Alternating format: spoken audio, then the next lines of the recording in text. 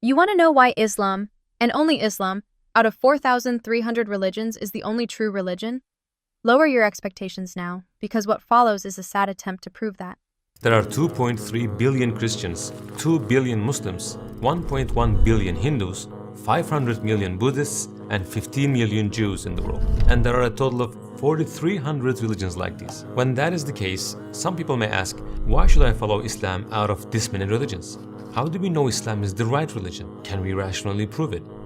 If there really was a God, some divine he or she with an official religion and some plan, and if he or she actually wanted a relationship with us, cared about saving us, and had even a tiny bit of interest in showing us the truth, then we wouldn't be stuck playing the world's most frustrating game of hide and seek. We wouldn't need ancient scrolls, vague parables, or Bob from accounting's life-changing story. The answer would be skywritten in flaming letters, 24/7, in every language. But nope. Instead, we get 4,300 plus man-made religions, all basically running the same pyramid scheme, with trust me bro testimonials as their best evidence. First of all, let's look at the foundation of the building. That is, the question of whether there is a God or not. You may be thinking of many different methods of proving this, but today let's make our search for the answer to this question through the universe that we all witness. Now listen carefully to understand the example I'm going to explain. According to physics, if there is work that has been done, then there must be a force in place that is able to do that work. It's always the same routine. Step 1. Let's prove God exists using physics. Step 2. Religion. Like, slow down, professor. We barely understand the origins of the universe. Did it begin? Has it always existed? Are there forces we haven't discovered yet? The honest answer is, we don't know. So just skip the abstract metaphysics, jump straight to the religion itself. Prove it's true, and boom, 2 birds, 1 stone. Anything in the book will be fact, and if there happens to be a God behind it, that's just a bonus. Now, if the first filter is clear, religions such as Buddhism, Jainism, and philosophical beliefs like atheism, agnosticism, naturalism, and skepticism are eliminated, because there has to be a creator, whatever you may call him. And just like that, half the world's belief systems get wiped out in one clean sweep. Nice trick. But now comes the real challenge. Out of all the religions still standing, why Islam? When there are user manuals even in simple works, is it possible that the creator of the universe, who created mankind and sent them to the world, did not send a user manual that could guide them? Yes, it's absolutely possible. And actually pretty reasonable. Why should a divine being, if one exists, be obligated to hand out a user manual? Just because we like step-by-step instructions doesn't mean the universe comes with one. Maybe we're meant to figure it out ourselves. Stumble, learn, mess up, grow. You know, the classic trial and error method that's served humanity pretty well so far. Anyway, all that's just speculation. Cut to the chase. Why Islam? If you can prove Muhammad was a true, honest prophet, you don't need to sell us on manuals or creators. That proof would handle everything else. Throughout history, all humanity has been asking the following questions. Who am I? Where did I come from? Where am I going to? What is my purpose in this life? Is it possible for the Creator to give me a mind so that I can ask these questions but not give me a message containing their answers? Again, yes, it's possible. If there really were a God who cooked up galaxies, black holes, and whatever chaos is out there, why would this God bother sending us a "What's Your Life Purpose for Dummies" guide? Just because we want answers doesn't mean we deserve them. Wanting a guidebook doesn't prove one exists. It just shows we prefer things wrapped in a neat little package. Of course, He will not leave us stray, uninformed. He will communicate, inform us of His wants, and send a guidebook that shows the way. Then we understand that the religion we are looking for must be based on a book. Of course, because when you create a universe, design life, and throw in a few billion years of evolution, the first thing you'll do is hand us a neatly packaged book to show us exactly how to live. Right? Alright, so we've established a creator and a guidebook. Now surely we're about to dive into why the Quran is that book. And with the second filter, we eliminate religions like Shintoism or beliefs like Ayathism, pantheism, and nihilism. Sure, whatever. Toss them in the trash, stamp disqualified on their forehead. Honestly, I'm not impressed. Just skip all the filters and get to the part where you actually prove Islam is true. That's what we're here for, right? No more delays. Show us the evidence. So, if I ask you a question like, do you think the book alone is enough? We are given books in schools, but is that sufficient? Don't we also need a teacher to teach that book? I think I need a teacher just to get me through this video and to the point. So a person can write a book without needing a teacher to explain it, right? I mean, if you're really wise and smart, you'd make the book crystal clear so that anyone can follow it without needing a 12-hour lecture or a PhD in what the author really meant. So if a human can do that with a regular book, then what's the excuse here? Is God not capable of writing a book that's simple, straightforward, and self-explanatory from the get-go? You'd think the all-knowing, all-wise creator of the universe could handle that, right? Or is he just testing our patience with confusing footnotes and hidden meanings? We don't need a prophet to explain how to kill unbelievers, stone adulterers, or marry child brides. The instructions in your manual for humanity are already pretty blunt in those parts. So really, if those parts don't need an explanation, why does the rest of the book need a whole team of scholars just to interpret it? What we really need is some solid, actual evidence that this book genuinely came from the almighty creator of everything. So can we skip the endless detours? Just cut to the chase and show us the proof already. That's what we're here for. Just like a teacher who explains the book by giving examples and narratives, who establishes order in the classroom, the religion we are looking for also needs an instructive leader, a messenger. We've officially gone full Inception here. Analogies within analogies within analogies. First it was the building, then the creator, then the manual, the classroom and the teacher. What's next? An animal kingdom analogy to prove prophets. Don't you think it makes more sense to have a prophet in a leadership position? In fact, there are examples of this even in the animal kingdom. For example... Oh great, another analogy. Because clearly we haven't had enough of those already.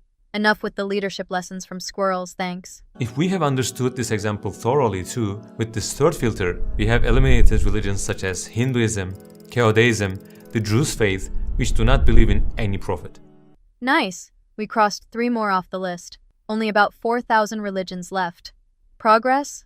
Sort of, in the most meaningless way possible. I'm skipping ahead. Let's finally get to the actual point. Evidence that Islam is true. Try to contain your amazement. One of the most important proofs is his life itself, ﷺ. Imagine, he lived among his people for 40 years before his prophethood. For 23 years in his prophetic life, he has been at the forefront among the same people again, and every one of his moves was being watched. That feels like a pretty big exaggeration. Sure, Muhammad's life was observed, people noticed things around him, especially after he claimed prophethood. But the idea that every single action of his was carefully scrutinized for 63 years? Totally unrealistic. And that's assuming 2 things. 1, that everyone actually monitored him all the time, and 2, that the Islamic tradition we have today, specifically the Sunni one, is an accurate, unfiltered account of what really happened. Both are huge leaps. We're going to look at if such a person, ma'adallah, was a liar or not. I love how this is supposed to be an objective investigation. Let's see if Muhammad was a liar or not, but then it's immediately padded with, may Allah forbid. If you already slip a prayer into the premise, you're not investigating, you're preaching. Objectivity means actually being open to the possibility, not announcing ahead of time that even entertaining the wrong answer is blasphemous. So, right from the start, this isn't a rational test of Muhammad's truthfulness. It's a performance designed to steer the conclusion. Anyway, this is the same trick Christians use with Jesus. He's either Lord, liar, or lunatic. It's a false dichotomy designed to box you into 2 choices and make one of them sound unthinkable. But let's see the next part of the preaching. The religion he brought says the following about him. He's a person whom Allah has made a prophet from among countless people, the final messenger of Allah Azza wa Jal that has been sent to all humanity, the most superior and the most moral of people. Now, there are 2 possibilities here. Either that's really the case, or ma'azallah, he's a liar. But we must remember that the person who declares him a liar cannot accept him as an ordinary liar. He must accept him as the biggest liar in history because he lied about being in such a high position. Man, this guy really knows how to stretch a video. Biggest liar in history? Maybe, Allah forbid. He was just sincere but a little off. Or maybe his message got twisted, remixed, and overdubbed by later followers. Kind of like how John decided to turn Jesus into the literal word of God in his gospel. I have no idea if Muhammad or Jesus were liars. I don't have access to their words outside the filtered, glorified propaganda passed down by their followers. Let's say he did. Can he keep it up for 23 years? Yes, sure. He can keep it up for 23 years. Plenty of people have run long-term cons. Ponzi schemes last decades before collapsing. Humans are remarkably consistent, especially when their entire identity, reputation, and community depend on it. All you really need is a good PR team. Take this gem for example. Muhammad having an argument with some Bedouin guy about if he paid him for a horse. The Bedouin said, "I swear by Allah, I have not sold it to you." The Prophet said, "Yes, I have bought it from you." The Bedouin began to say, "Bring a witness." Khuzaymah ibn Thabit then said, "I bear witness that you have bought it." The Prophet turned to Khuzaymah and said, "On what grounds do you bear witness?" He said, "By considering you trustworthy, messenger of Allah." The Prophet made the witness of Khuzaymah equivalent to the witness of two people. The companion basically gave false testimony to make the Prophet look good, and the Prophet rewarded him by doubling the legal value of that testimony. Let that sink in. This is literally a bonus points for lying moment. These were the same people today's Muslims call trustworthy companions. So, yeah, flawless 23-year act? Or a carefully curated narrative crafted by a small army of overzealous hype men? You do the math. There may be those who think that the Prophet ﷺ was in contact with few people, but this is not the case at all. During his prophetic life, those around him, thousands of people, have observed every aspect of him one by one. We know which hand he eats food with, which foot he puts in first when entering a place, down to the order in which he cuts his nails. We've already been down this road. There's no way thousands of people were tracking every tiny detail of Muhammad's life.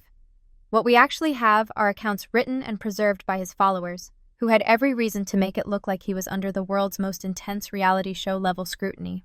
And just to make things even more entertaining, the Shia have their own super detailed accounts from supposedly trustworthy sources, which often tell a completely different story. So, which version do we believe? The Sunni blockbuster or the Shia director's cut? Popcorn, anyone? I mean, they examined him in such detail that there is no other person in history who has been examined in such depth. Do you think if they had seen any inconsistencies, any flaws in him, they would have stood by him and endured all these difficulties? Of course not. While there's no doubt that Muhammad's life has been studied in detail, the accuracy, objectivity, and reliability of those details are still very much up for debate. So saying, "They examined him in such detail, how could there be any flaws?" is basically the historical equivalent of, "My mom says I'm special, so it must be true."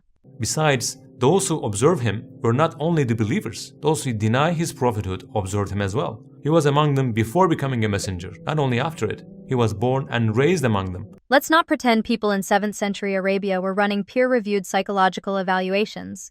Most of the so-called observers were either illiterate tribesmen, loyal followers, or political rivals, none of whom were exactly equipped to run a modern character audit. And I have to ask, these observations recorded by whom? You're treating the sources like they're unquestionable, but you haven't shown why anyone outside your belief system should trust them. Even those who became enemies to him after his prophethood still entrusted their belongings to him. They couldn't find a flaw in him either before or after prophethood.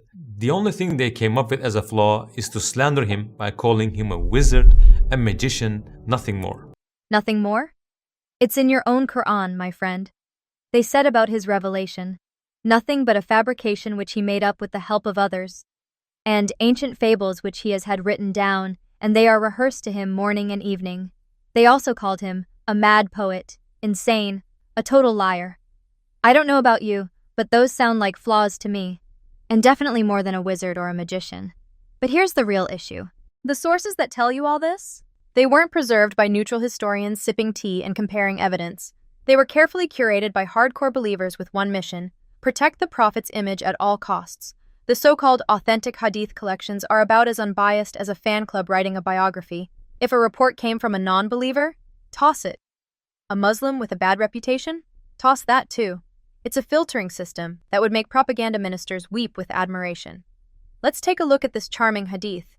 I saw the Prophet spread the thighs of Al-Hussein and kissed his genitals.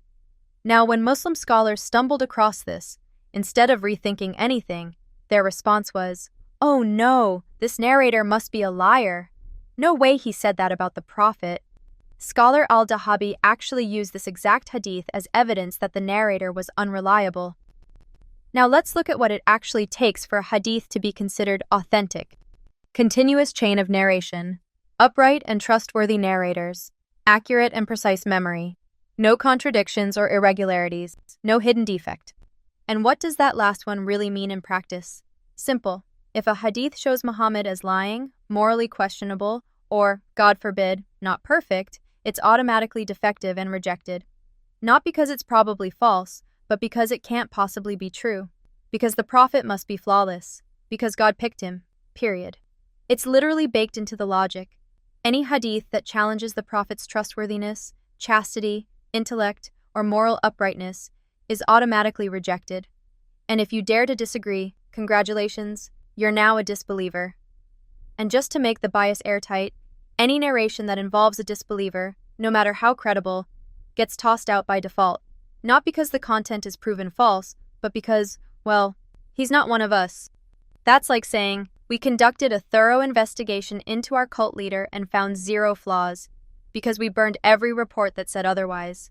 And then Muslims come in with a straight face and say, see? Our authentic hadiths prove he was honest, pure, and trustworthy. No shit, Sherlock! When we analyze all these things, we reach the truth we have been looking for all our lives. That is, the creator we are looking for is Allah subhanahu wa ta'ala. The book we are looking for is the Holy Quran, and the prophet we are looking for is Prophet Muhammad alayhi salatu wasalam. Remember what we asked in the beginning. Why Islam out of 4,300 religions? This is why. Well, that was enlightening. Totally worth sitting through all of that. Maybe the actual evidence is hiding in the next Muslim video. Fingers crossed. So subscribe and stay tuned. Thanks for sticking around.